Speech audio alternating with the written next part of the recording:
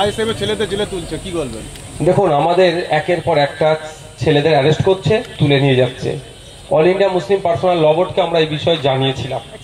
দুর্ভাগ্য, all India Muslim personal ল board সারা ভারতবর্ষে ওয়াকফ বিরোধী আন্দোলন করলেও উত্তরপ্রদেশের বিজেপি সরকার যেভাবে দমনপীড়ন করছে তার বিরুদ্ধে কথা বললেও পশ্চিমবাংলার মমতা ব্যানার্জির পুলিশ যেভাবে আইএসএফ এর ছেলেদেরকে শুধুমাত্র ওয়াকফ আন্দোলনকে আটকানোর জন্য যেভাবে অ্যারেস্ট করছে, অনৈতিকভাবে মিথ্যা কেস দিয়ে আটকানোর চেষ্টা করছে, এর বিরুদ্ধে একটাও শব্দ খরচ করছে না। আমি এটা দুঃখের সাথে বললাম। তবে ওয়াকফ বোর্ড, এই অল ইন্ডিয়া মুসলিম পার্সোনাল ল বোর্ড কি বলবে না বলবে, কতটা বলবে না বলবে, তার জন্য আন্দোলন আমরা বন্ধ করব না। আজকে পশ্চিমবাংলার জমিনে আমাদের দুটো প্রতিবাদ সভা হচ্ছে। একদিকে পীরজাদা আব্বাস সিদ্দিকী আইএসএফ এর প্রতিষ্ঠাতা, তিনি করছেন অশোকনগরে এই ওয়াকফ সংশোধনী আইন, কাশ্মীরের পাহেলগাঁওয়ের বর্বরোচিত সন্ত্রাসবাদী হামলার বিরুদ্ধে প্রতিবাদ সভা, আর আমরা হাড়োয়াতে আজকে করছি। এইভাবে আমরা কন্টিনিউ প্রতিবাদ সভা করে যাচ্ছি। কেউ ধমকাবে চমকাবে, ওসব ধমকানি চমকানি আমরা পাত্তা দিচ্ছি না। উনি রাজা, আমরা প্রজা নয়। আমরা ভারতবর্ষের প্রত্যেকটা নাগরিককে আমরা রাজা। আজকের এই সবার বাধার সম্মুখীন হলেন, কি বলবেন? ও হবে, স্বামী বিবেকানন্দজির কথাই আছে, সারাদিন চলার পথে যদি তুমি বাধার না সম্মুখীন হও, জানবে তুমি ভুল পথে পরিচালিত হচ্ছ।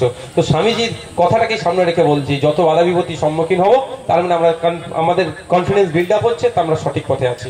ভাইজান, কাসেম সিদ্দিকী তৃণমূলে গিয়েছে, তওয়াজ সিদ্দিকী বলেছেন যে বাইরে মাইকটা বন্ধ আছে তো, 2026 সালে সংখ্যালঘুরা ভয়ঙ্কর খেলা খেলবে এবং আপনার দল আরো বেশি সিট পাবে, এবং আপনি বললেন যে তওয়াজ সিদ্দিকীর শুভবুদ্ধি উদয় হয়েছে, কি বলবেন? দেখুন, আমি একটা কথা বলি, উনি আমার চাচা যান, যদি কথা বলে থাকি আমি সেটাও প্রত্যাহার করছি, কারণ আমার চাচা যান সম্পর্কে আমার কোনো বক্তব্য নেই। আমরা 2021 সালের পরেই যখন আমরা একটা সিটে নির্বাচিত হয়েছি, বাকি সিটগুলোতে আমরা কন্টেস্ট করেছিলাম। যেভাবে আমাদেরকে মিসলিড করেছিল মানে মিডিয়ার একটা অংশের মাধ্যমে তৃণমূল কংগ্রেস আর বিজেপি, আমার বড় ভাইজান একটা কথা আমাকে বলেছিল যে তুই টিকে থাক, পিছনে তাকাতে হবে না। আর আজকে আমাদের একদিকে বিশ্ববিদ্যা আছে, একদিকে তাপসদা আছে, একদিকে শামসুর স্যার আছে, একদিকে আমাদের কুতুব ভাইরা আছে। আমরা সারা রাজ্যে এই ধরনের পারসেপশন তৈরি করতে সক্ষম হয়েছি, মাঠে ময়দানে লড়াই করেছি। দলিত, আদিবাসী, মুসলমানের কথা বিধানসভার মধ্যে, বিধানসভার বাইরে, চা বাগান থেকে শুরু করে জমি ভাঙন এবং ক্ষুদ্র শিল্প থেকে শুরু করে দর্জি শ্রমিক, জরি শ্রমিক, সবার কথাই আমরা বিধানসভার মধ্যে, বিধানসভার বাইরে চর্চা করছি। ফলে সেই শ্রেণীর মানুষ নিশ্চিতভাবে বুঝতে পারছে যে তাদের হয়ে অ্যাকচুয়াল সত্যিকারের লড়াইটা কে করছে। 2026 সালে এই বিজেপি তৃণমূলের বাইনারি আর চলবে না। শুধু সংখ্যালঘু নয়, পশ্চিমবাংলার সংখ্যাগুরু সমাজের মানুষও আইএসএফ এর সাথ দিয়েছে। 2026 সালে ব্যাপক রেজাল্ট আইএসএফ করবে। ভাইজান, হাড়োয়ার এমএলএ রবিউল ইসলাম এবং মন্ত্রী সুজিত বসুর বিরুদ্ধে হাড়োয়া জুড়ে দুর্নীতির পোস্টার পড়েছিল, কি বলবেন? দেখুন, ব্যাপারটা হচ্ছে এদের প্রশ্ন করুন, যে পোস্টারটা মেরেছে তা সে কোন জায়গায় আছে? ওদের দলের তো লোক, খোঁজ নিন সে কতটা সাধু। তৃণমূলের টপ টু বটম পর্যন্ত বুকে হাত দিয়ে বলতে পারবে যে উনি দুর্নীতি করেনি। এদের দুজনের কথা ছেড়ে দিলাম, ওদের টপ টু বটম পর্যন্ত মানে চোর মাচায় সোর। বলে সর্ষে দিয়ে ভূত ভাগাতে হবে, প্রচলিত কথা। সর্ষের মধ্যে যদি ভূত যুগাটাকে ভাগাবে কি করে?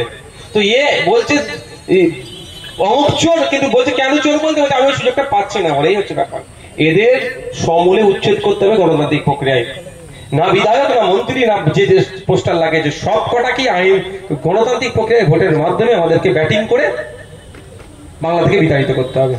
মহেশতলা নিয়ে গতদিন আগেই তো আমাদের রাজ্য কমিটি ভিজিট করেছে। ওখানে যে ঘটনা ঘটেছে দুর্ভাগ্যজনক, নিন্দাজনক। ওখানে প্রশাসন সম্পূর্ণরূপে ব্যর্থ হয়েছে।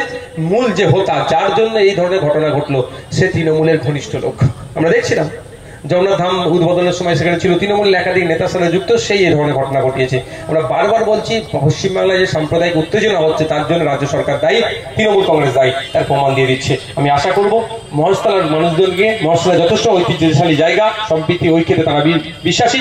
কোন রাজনৈতিক নেতাদের ফাঁদে পড়ে সম্প্রীতিকে আপনারা আর বিনষ্ট করবেন না। যত দ্রুত সম্ভব আপনারা ঐক্যবদ্ধ হবে, আপনাদের কর্মক্ষেত্রকে আপনারা এগিয়ে নিয়ে যান।